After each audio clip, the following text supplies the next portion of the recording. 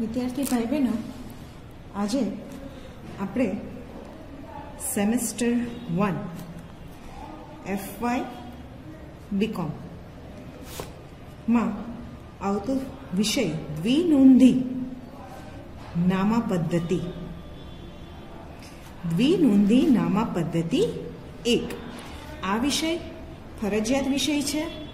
તમે computer optional subject હશે કે નાણાકીય હિસાબી પદ્ધતિ 1 ઓપ્શનલ સબ્જેક્ટ હશે. કોઈ પણ ઓપ્શનલ સબ્જેક્ટ હોય પણ આ તમારે બધાને ભણવાનું જ છે. દ્વિનોંધી નામા પદ્ધતિ 1 એમાં આવતું એક ચેપ્ટર, એક પ્રકરણ શાખાના હિસાબો. શાખાના હિસાબો આ વિશે આપણે થોડી જાણકારી મેળવીએ. પહેલા તો શાખા એટલે શું? આપણે સામાન્ય ભાષામાં શાખા કોને કહેવાય? તો કે એક જ માલિકી અથવા તો સંચાલન, કોઈ એક જ માલિકી કે સંચાલન હેઠળ ચાલતી અલગ અલગ દુકાન વિભાગ, દુકાન વિભાગ કે કોઈ પણ શાખા,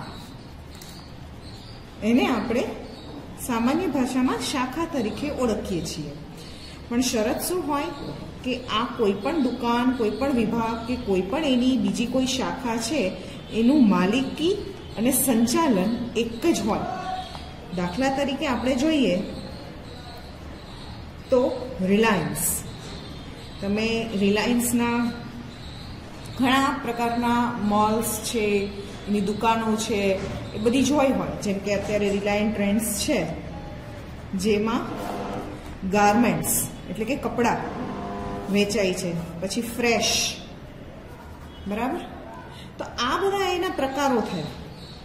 હવે રિલાયન્સ ટ્રેન્ડ્સ તમને અહીંયા રાયપુરમાં પણ જોવા મળે અને એની બીજી શાખા સેટેલાઇટ બાજુ કે બીજા અન્ય અમદાવાદના કોઈ પણ વિસ્તારમાં આવેલી હોય. પણ મૂળભૂત એની માલિકી અથવા તો સંચાલન કોઈ એક જ કંપની, કોઈ એક જ પેઢી પાસે હોય. તો એવી વ્યાવસાયિક સમજૂતીને કે એવી વ્યાવસાયિક દુકાનોને આપણે શાખા તરીકે ઓળખીએ છીએ.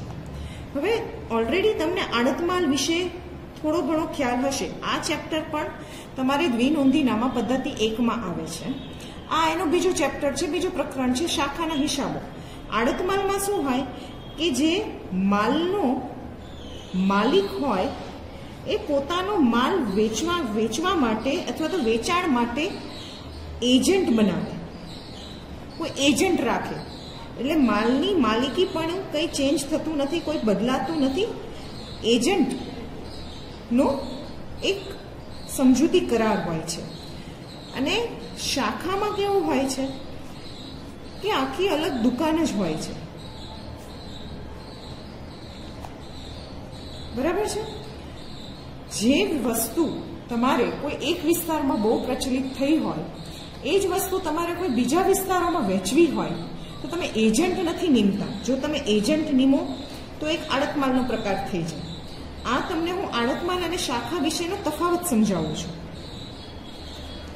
શાખા એટલે શું તમે જોયું. આડતમાલ અને શાખા વિશેનો તફાવત શું છે કે અહીંયા એજન્ટ અને માલિકનો સંબંધ આવે.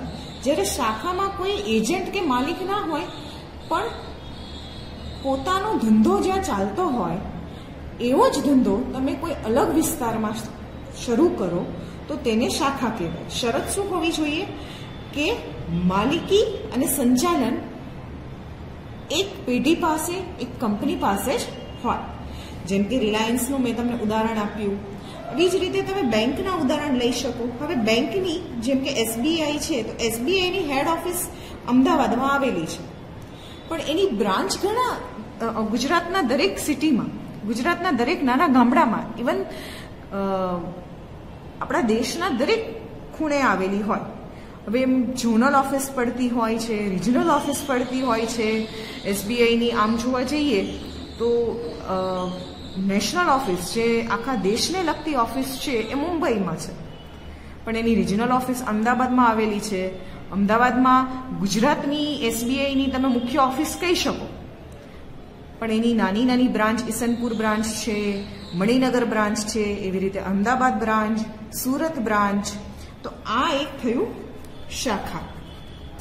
યાદ શું રાખવાનું કે એક જ માલિકી અને સંચાલન હેઠળ કામ કરતી અલગ અલગ દુકાનોને આપણે શાખા તરીકે ઓળખીએ છીએ. તો આ ચેપ્ટરમાં તમારે શાખાના હિસાબો જ ભણવાના છે. હવે શાખાના હિસાબોથી શું થાય? તમે શાખાના હિસાબો હોય તો ભાઈ મુખ્ય ઓફિસ, અહીંયા બે પાર્ટી થઈ, એક તો મુખ્ય ઓફિસ અને બીજી શાખા. જરૂરી નથી કે એક જ શાખા હોય અને એક જ પ્રકારની શાખા હોય, અલગ અલગ પ્રકારની શાખા હોય અને એક કરતાં વધારે પણ શાખા હોય. કયા કયા પ્રકારોની શાખા છે આપણે આગળ જાણીશું, પણ પહેલાં તો એ જાણીએ કે શાખાના હિસાબો રાખવાના ઉદ્દેશ્યો કયા કયા છે.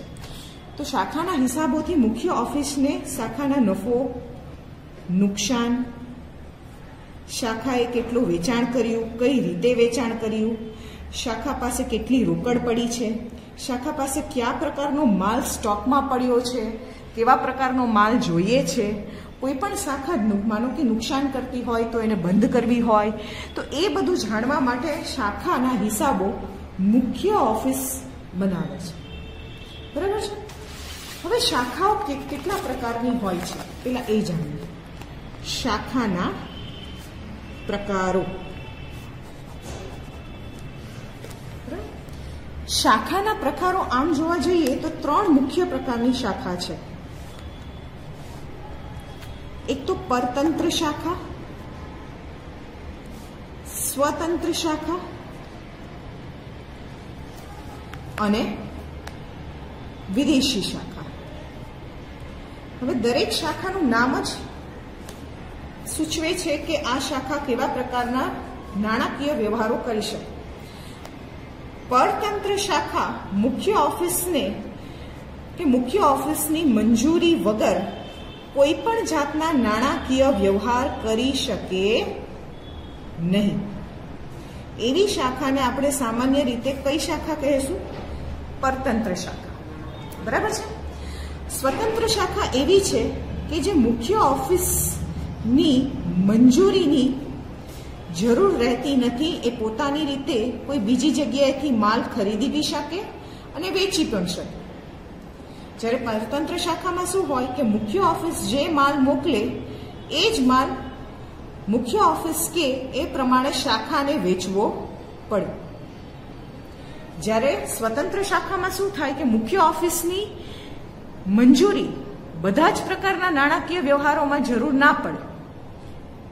એક વખત ફરીવાર સમજાવું છું કે પરતંત્ર શાખા મુખ્ય ઓફિસને પૂછ્યા વગર કોઈ પણ નાણાકીય વ્યવહાર કરી શકે નહીં. જ્યારે પરતંત્ર શાખાને બધા જ નાણાકીય વ્યવહારમાં મુખ્ય ઓફિસની મંજૂરીની જરૂર નથી. કોઈ નાણાકીય વ્યવહાર એવા હોય કે જેમાં સ્વતંત્ર શાખાને પણ મુખ્ય ઓફિસની મંજૂરી પડે, પણ બધા જ પ્રકારના નાણાકીય વ્યવહારમાં સ્વતંત્ર શાખાને મુખ્ય ઓફિસની મંજૂરીની જરૂર રહેતી નથી. તો તેવી શાખાને આપણે સ્વતંત્ર શાખા તરીકે ઓળખીએ છીએ. પરતંત્ર શાખા કોઈ પણ જાતનું નવું ફર્નિચર, નવો પ્લાન્ટ કે કોઈ પણ પ્રકારની લાંબા ગાળાની કે ટૂંકા ગાળાની મિલકત કે કોઈ પણ લાંબા ગાળાનું કે ટૂંકા ગાળાનું દેવું મુખ્ય ઓફિસને પૂછ્યા વગર કરી ના શકે. જ્યારે સ્વતંત્ર શાખા પોતાના જરૂરિયાત મુજબની નવી મિલકતો પણ વસાવી શકે અને નવા દેવા પણ ઊભા કરી શકે. એટલે આ બંને વચ્ચેનો તફાવત એવો છે કે કોઈ પણ પ્રકારનો નાણાકીય વ્યવહારમાં પરતંત્ર શાખાને મુખ્ય ઓફિસની જરૂર રહે છે, જ્યારે સ્વતંત્ર શાખાને બધા જ નાણાકીય વ્યવહારમાં મુખ્ય ઓફિસની મંજૂરીની જરૂર રહેતી નથી. તો આ બંને વચ્ચેનો મુખ્ય તફાવત થયો. હવે વિદેશી શાખા કે જે મુખ્ય ઓફિસનું કાર્યસ્થળ જે દેશમાં હોય એ દેશ સિવાય અન્ય કોઈ દેશમાં જો શાખા સ્થાપેલી હોય તો એને આપણે કેવી શાખા કહીએ છીએ? વિદેશી શાખા. હવે તમારા અભ્યાસક્રમની વાત કરીએ તો આ બેના દાખલા મુખ્ય પૂછાય છે, એક તો પરતંત્ર શાખા અને સ્વતંત્ર શાખા. પરતંત્ર શાખામાં પણ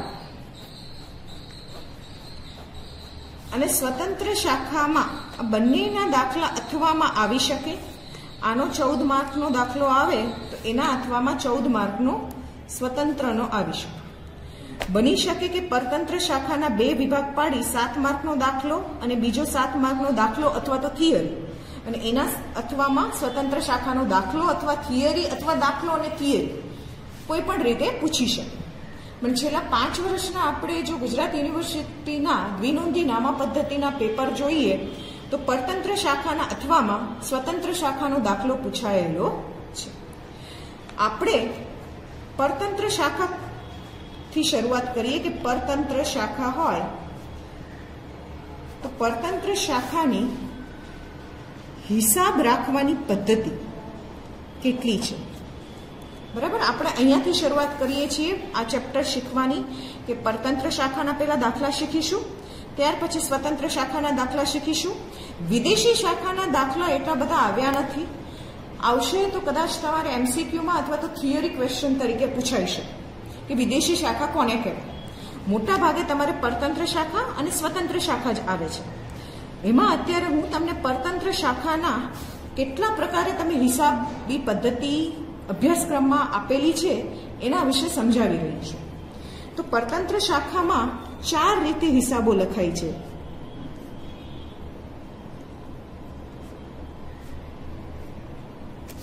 એક તો દેવાદારની પદ્ધતિ, બીજી છે સ્ટોક અને દેવાદારની પદ્ધતિ, ત્રીજી છે વાર્ષિક હિસાબોની પદ્ધતિ,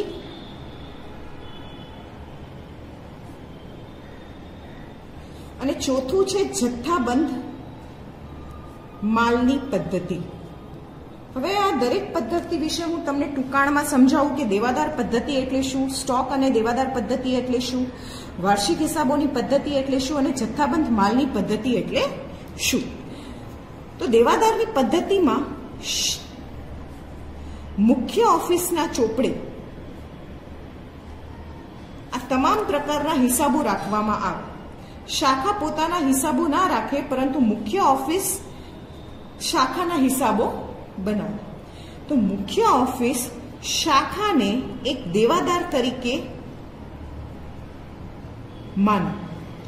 દેવાદાર પદ્ધતિમાં મુખ્ય ઓફિસ શાખાને, એની કોઈ પણ શાખા હોય એને દેવાદાર તરીકે સમજે. એટલે શાખાનું ખાતું વ્યક્તિગત ખાતા, આપણે ખાતાના પ્રકારો છે માલ મિલકત ખાતું, રોકડ નફા નુકસાન, ખર્ચ નુકસાનનું ખાતું, ખર્ચ ઉપજનું ખાતું, અને ત્રીજું ખાતું છે વ્યક્તિગત ખાતાઓ. તો અહીં દેવાદાર પદ્ધતિમાં મુખ્ય ઓફિસ શાખાને એક વ્યક્તિ તરીકે માને, એક દેવાદાર તરીકે માને. તો દેવાદાર તરીકે કે વ્યક્તિ તરીકે માનતા હોય તો શાખા ખાતાને કયો નિયમ લાગુ પડે? આપનાર ખાતે જમા તે લેનાર ખાતે ઉધાર, અથવા તો કહીએ લેનાર ખાતે ઉધાર તે આપનાર ખાતે જમા. એટલે મુખ્ય ઓફિસ પોતાના ચોપડામાં શાખા ખાતું બનાવે, જેને મુખ્ય ઓફિસ પોતાના દેવાદાર તરીકે લે, અને માલ કે મિલકત કે રોકડ આપે, માલ મિલકત કે રોકડ આપે, માલ મિલકત કે રોકડ કોણ આપે? મુખ્ય ઓફિસને દેવાદાર, શાખાને. મુખ્ય ઓફિસ કોને આપે? શાખાને. શું આપે? માલ મિલકત કે રોકડ. વેચવા માટે માલ આપે, એને ચલાવવા માટે, ધંધો ચલાવવા માટે મિલકત આપે, અને રોજબરોજના ખર્ચા પૂરા કરવા માટે રોકડ આપે. મુખ્ય ઓફિસ શાખાને કોઈ પણ પ્રકારનો માલ મિલકત કે રોકડ આપે તો શાખા ખાતું ઉધાર કરે, અને જો શાખા પાસેથી કોઈ પણ પ્રકારનો માલ કે મિલકત કે રોકડ મળે તો શાખા ખાતું જમા થાય. એટલે નિયમ કયો લાગુ પડ્યો? લેનાર ખાતે ઉધાર તે આપનાર ખાતે જમા. એટલે મુખ્ય ઓફિસના ચોપડે દેવાદાર પદ્ધતિમાં શાખા ખાતું બનાવવું પડે. જ્યારે સ્ટોક અને દેવાદાર પદ્ધતિમાં અલગ અલગ ખાતાઓ બને. જ્યારે દેવાદાર પદ્ધતિમાં જોયું કે એક જ ખાતું મુખ્ય ખાતું હોય, શાખા ખાતું, જ્યારે સ્ટોક અને દેવાદાર પદ્ધતિમાં સ્ટોક ખાતું પણ બનશે, દેવાદાર ખાતું. ટૂંકમાં જેટલા વ્યવહારો હોય, નાણાકીય વ્યવહારો, એના આગળ શાખા લગાડીને અલગ અલગ ખાતાઓ બનાવવામાં આવે. જેમ કે શાખા સ્ટોક ખાતું, શાખા દેવાદારનું ખાતું, શાખા નફા નુકસાન ખાતું. હવે આ નફા નુકસાન ખાતું એક પ્રકારનું હવાલા ખાતું કહેવાય, જેમાં કાચો નફો મળે, પછી તમે બીજા બધા ખર્ચાઓ ઉમેરો, ઉધારો, તો તમને ચોખ્ખો નફો મળે. કોનો ચોખ્ખો નફો મળે? શાખાઓ. વાર્ષિક હિસાબમાં પણ તમે જે રીતે ભાગીદારીના કે વૈયક્તિક પેઢીના હિસાબો શીખ્યા છો, વાર્ષિક હિસાબો, એ જ રીતે વેપાર ખાતું, નફા નુકસાન ખાતું અને વાર્ષિક છેલ્લે તમારે બનાવવા પડે વર્ષના અંતે. વેપાર ખાતું, નફા નુકસાન ખાતું અને વાર્ષિક હિસાબ. તો આ જે તમારા 3 ખાતા છે એના આગળ તમારે લગાડવું પડે શાખા, કારણ કે મુખ્ય ઓફિસનું નાણાકીય વ્યવહાર અલગ હોય અને શાખાના વ્યવહારો અલગ હોય. એટલે પરતંત્ર અને જો જથ્થાબંધ માલ હોય તો જથ્થાબંધ માલમાં કેવું હોય કે મુખ્ય ઓફિસ શાખાને જથ્થાબંધ કિંમતે માલ મોકલે, એને કહેવાય કેટલોગ કિંમત. અને શાખા છે એ છૂટક વેચાણ કરે. આ પદ્ધતિ તમારે અભ્યાસક્રમમાં નથી, આની ફક્ત થિયરી જ તમારે સમજવાની છે કે જથ્થાબંધ પદ્ધતિ એટલે શું. હવે આ 3 પદ્ધતિ ખૂબ પ્રચલિત છે: દેવાદાર પદ્ધતિ, સ્ટોક અને દેવાદાર પદ્ધતિ અને વાર્ષિક હિસાબની પદ્ધતિ. જેમાં દેવાદાર પદ્ધતિના દાખલા અને વાર્ષિક હિસાબી પદ્ધતિના દાખલા આજ સુધી વધુમાં વધુ પૂછાયા છે. જ્યારે સ્ટોક અને દેવાદાર પદ્ધતિના દાખલા પૂછાય છે પણ 7 માર્કમાં, મેક્સિમમ 7 માર્કમાં પૂછાય છે, ક્યારેક 14 માર્કમાં પણ પૂછાયેલા છે. પણ સૌથી વધારે દેવાદાર પદ્ધતિ અને વાર્ષિક હિસાબોની પદ્ધતિ, એના જ દાખલાઓ પરીક્ષામાં વધારે પૂછાયેલા છે. આપણે કોની વાત કરી રહ્યા છીએ? શાખાના પ્રકારોમાં પરતંત્ર શાખા અને પરતંત્ર શાખામાં પણ હિસાબો રાખવાની પદ્ધતિ. એમાં 4 પદ્ધતિ: દેવાદાર પદ્ધતિ, સ્ટોક અને દેવાદાર પદ્ધતિ, વાર્ષિક હિસાબોની પદ્ધતિ અને જથ્થાબંધ માલની પદ્ધતિ. હવે પહેલા આપણે દેવાદાર પદ્ધતિમાં વ્યવહારો કઈ રીતે થાય છે એના વિશે અને થોડાક એમની આમનોંધો જોઈએ. કેટલા નાણાકીય વ્યવહારો પૂછાય છે અને કઈ પ્રકારની ખતવણી થાય, કઈ પ્રકારની આમનોંધ અપાય, કઈ પ્રકારની અસરો અપાય. તો આપણે પરતંત્ર શાખામાં પણ દેવાદાર પદ્ધતિ અને એની આપણે હિસાબી નોંધ સમજીએ છીએ. બરાબર છે? પરતંત્ર શાખા, દેવાદાર પદ્ધતિ અને હિસાબી નોંધ.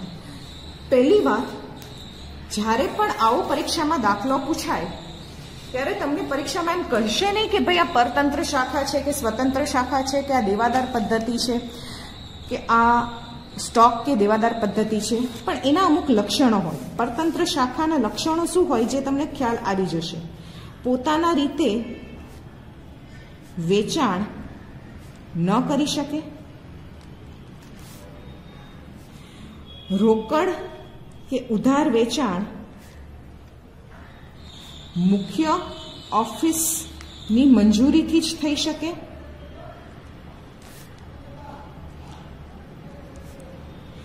મોટામાં મોટું લક્ષણ રોકડ ખાતું ન રાખી શકે, જે કંઈ દિવસના અંતે કે કોઈ પણ સમયગાળાના અંતે જેટલી પણ રોકડ ભેગી થઈ હોય એ રોકડ દરરોજની દરરોજ મુખ્ય ઓફિસને બેંક ખાતામાં જમા કરાવવા પડે. આ એના લક્ષણો થયા. કોના લક્ષણો? પરતંત્ર શાખાના અને દેવાદાર પદ્ધતિના. બરાબર છે? હવે તમારે આમાં કેટલા પ્રકારના ખાતાઓ ખોલવા પડે?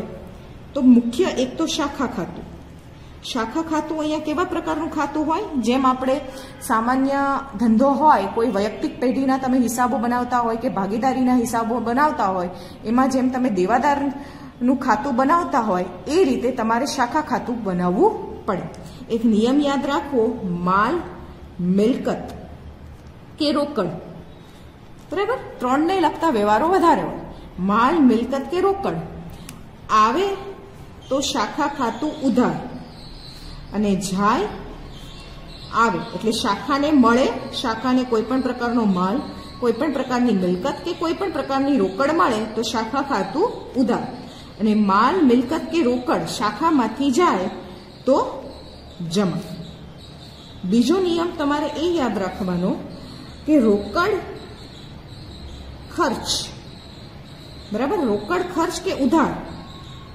ખર્ચ થાય તો શાખા ખાતું ઉધાર થાય, અને કોઈ પણ પ્રકારનું વેચાણ થાય કે નફો થાય કે લાભ થાય, બરાબર, તો શાખા ખાતું શું થાય? જમા.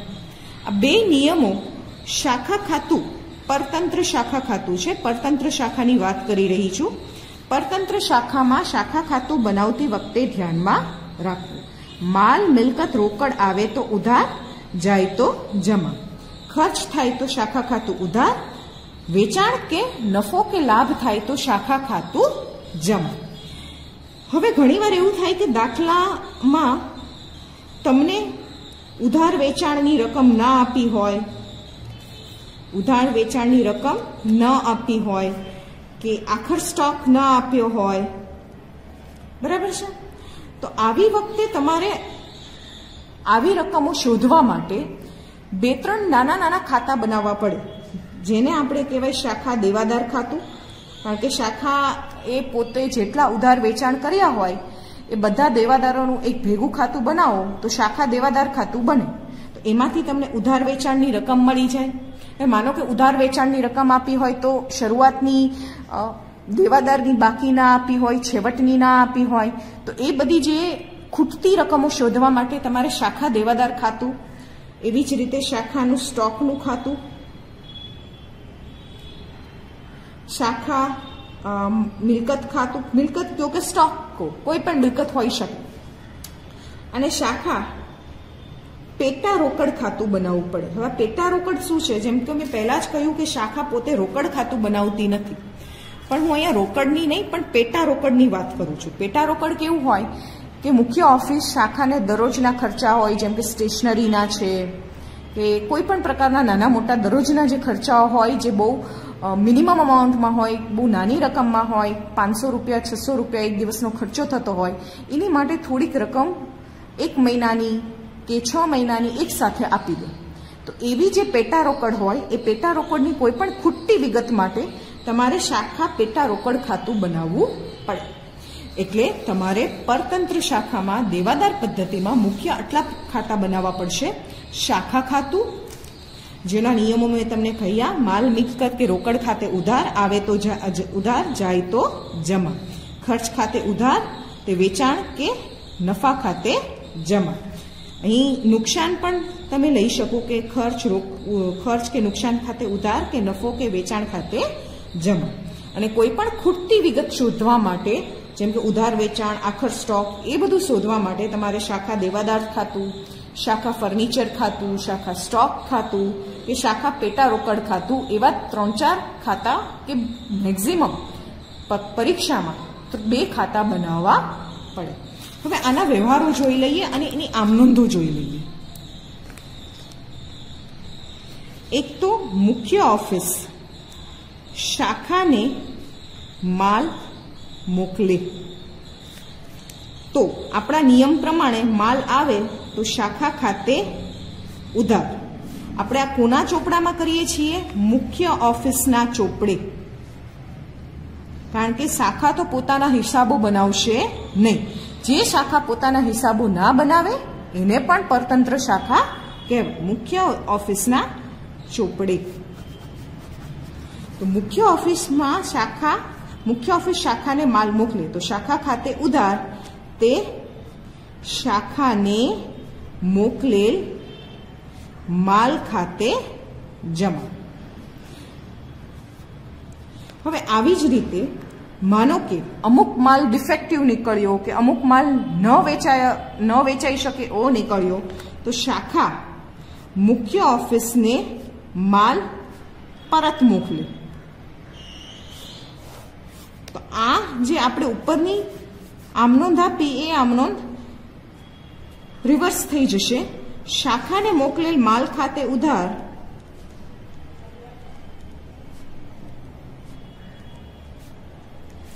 તે શાખા ખાતે જમા.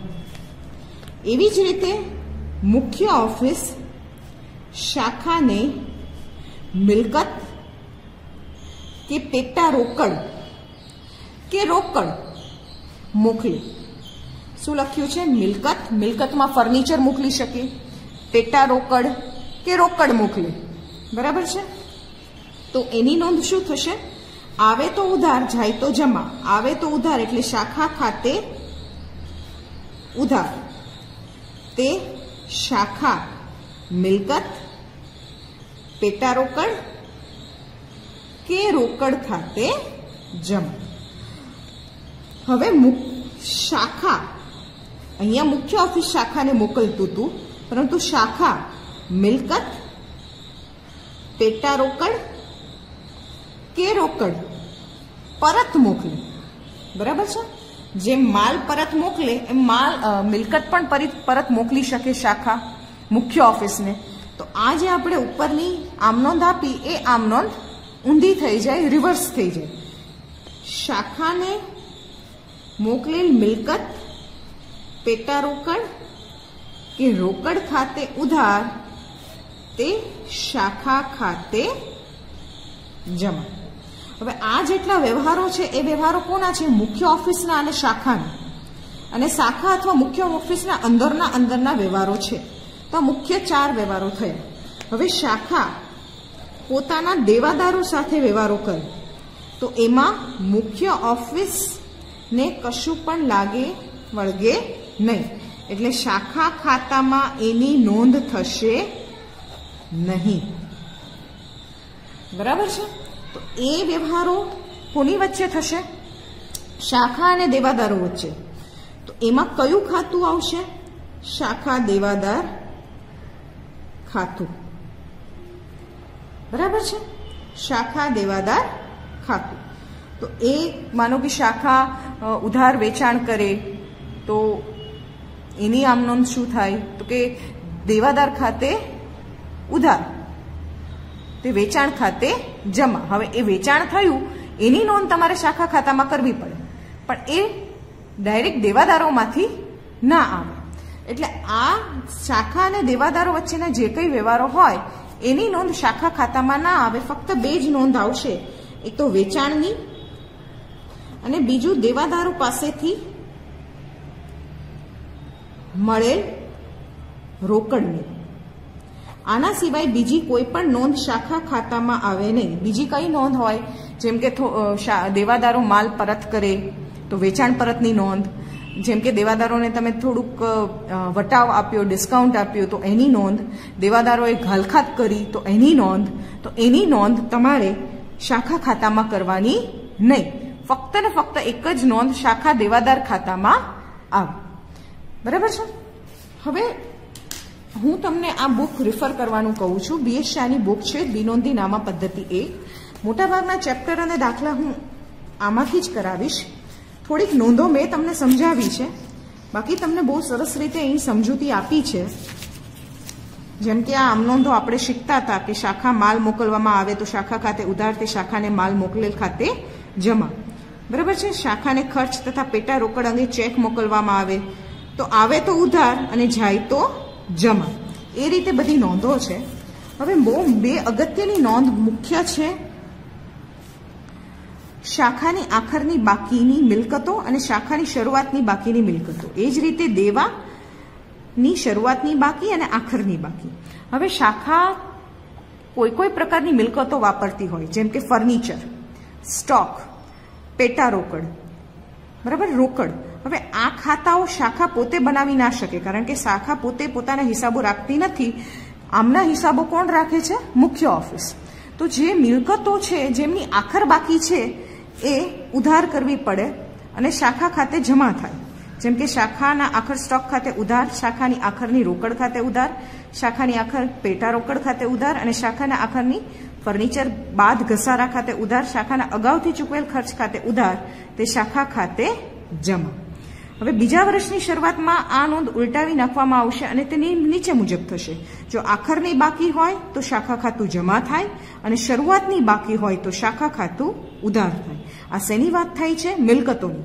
એવી જ રીતે શાખાના દેવાઓ હોય તો જો દેવાઓ હોય તો શાખા ખાતું, જો શરૂઆતના દેવા હોય તો શાખા ખાતું ઉધાર થાય અને જો આખરના દેવા હોય તો શાખા ખાતું જમા. અને જે કંઈ નફો નુકસાન થાય એ નફો નુકસાન તમારે શાખા ખાતે ઉધાર, તે નફા નુકસાન ખાતે જમા.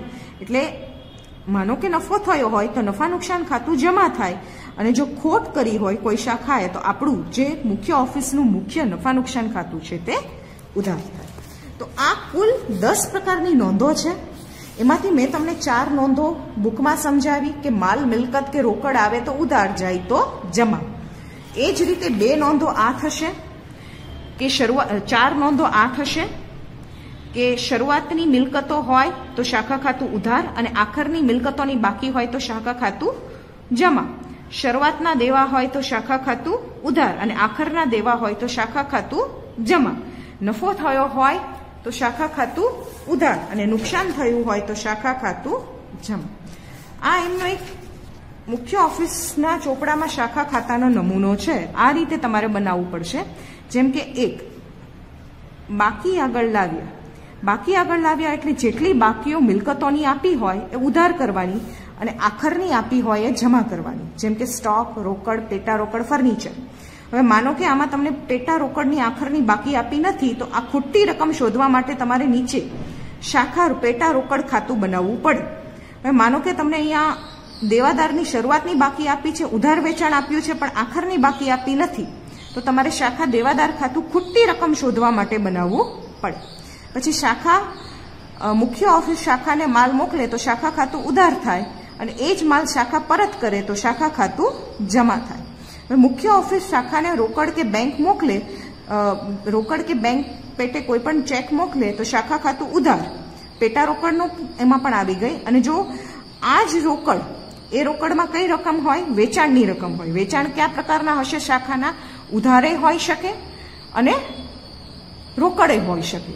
તો રોકડ વેચાણમાં તો તમે ડાયરેક્ટ રકમ લઈ શકો, પણ ઉધાર વેચાણમાં તમારે દેવાદારો પાસેથી મળેલી રકમ શોધવી પડે. જો દાખલામાં આપી હોય તો ડાયરેક્ટ લઈ લેવાની, જો ના આપી હોય તો ફરીવાર શાખા દેવાદાર ખાતામાં જઈ અને શોધવી પડે. તો રોકડ આપીએ તો શાખા ખાતું ઉધાર અને શાખા પાસેથી રોકડ મળે તો શાખા ખાતું જમા. બરાબર છે? અને છેલ્લી 5મી નોંધ, જો નફો થાય તો શાખા ખાતું ઉધાર અને જો ખોટ જાય તો શાખા ખાતું જમા. આની સાથે એક ખાતું બનાવવું પડે, શાખાને મોકલેલ માલ ખાતું. જેમ આપણે મેં અહીંયા કહ્યું ને, શાખા ખાતે ઉધાર તે શાખાને મોકલેલ માલ ખાતે જમા. શાખા પરત માલ કરે તો શાખાને મોકલેલ માલ ખાતે ઉધાર. એ નોંધ ઊંધી થઈ જાય. તો આ છેલ્લે આ ખાતું બંધ કરી અને તમારે ક્યાં લઈ જવું પડે? સામાન્ય વેપાર ખાતે. બરાબર છે? જેમ અહીંયા સામાન્ય નફા નુકસાન આવે એમ અહીં સામાન્ય વેપાર ખાતું આવે. તો અહીં તમારે દેવાદાર પદ્ધતિમાં મુખ્ય 4 ખાતા બનાવવા પડશે. એક તો શાખા ખાતું, શાખા ખાતું, બરાબર છે, શાખાને મોકલેલ માલનું ખાતું અને આ દેવાદારના ખાતાનો નમૂનો છે, કુલ દેવાદાર ખાતું. હવે જો આ પોઈન્ટ તમને આવડી જાય તો આ ચેપ્ટર આખું આવડી જાય. દેવાદારોનું ખાતું એક પ્રકારની મિલકતનું ખાતું છે, એટલે શરૂઆતની બાકી ઉધાર થાય અને છેવટની બાકી જમા થાય. વેચાણ કરો કોઈ પણ નવું વેચાણ ઉધાર તો ઉધાર આવશે. અને દેવાદારો જે પણ પ્રકારે ચૂકવતા જાય, જેમ કે લેણી હુંડી કરી નાખી, કોઈ આપણે વટાવ આપ્યો, એણે માલ પરત કર્યો, કોઈ ઘાલખાત પડી કે એણે રોકડ ચૂકવી દીધી, તો એ બધું જમા થતું જાય. હવે તમને 4 પ્રકારની બાકીઓ મુખ્ય છે. એક તો શરૂઆતની બાકી, પછી છેવટની બાકી, ઉધાર વેચાણ અને ચોથું છે મળેલી રોકડ. હવે 4માંથી દાખલામાં કોઈ એક નહીં આપી હોય તો તમારે 3 ઉપરથી જે ન આપી હોય રકમ એ શોધવી પડે. તો આ એક છે કુલ દેવાદારના ખાતાનો નમૂનો. તો મેં તમને થોડુંક પરતંત્ર શાખામાં દેવાદાર પદ્ધતિ, પરતંત્ર શાખામાં દેવાદાર પદ્ધતિ વિશે આપણે થોડુંક જાણ્યા. આ 4 પ્રકારની પદ્ધતિ, દેવાદાર પદ્ધતિ, સ્ટોક અને દેવાદાર પદ્ધતિ, વાર્ષિક હિસાબોની પદ્ધતિ અને જથ્થાબંધ શાખાની પદ્ધતિ. તો આ 4 પદ્ધતિમાંથી આપણે દેવાદાર પદ્ધતિના વિશે થોડીક આમનોંધો સમજ્યા, નાણાકીય વ્યવહારો સમજ્યા, કેટલા ખાતાઓ બનાવવાના છે, ખાતાઓના નમૂના જોયા. આના પછીના વિડીયો લેક્ચરમાં આપણે દેવાદાર પદ્ધતિના થોડાક દાખલાઓ ગણવાની શરૂઆત કરીશું.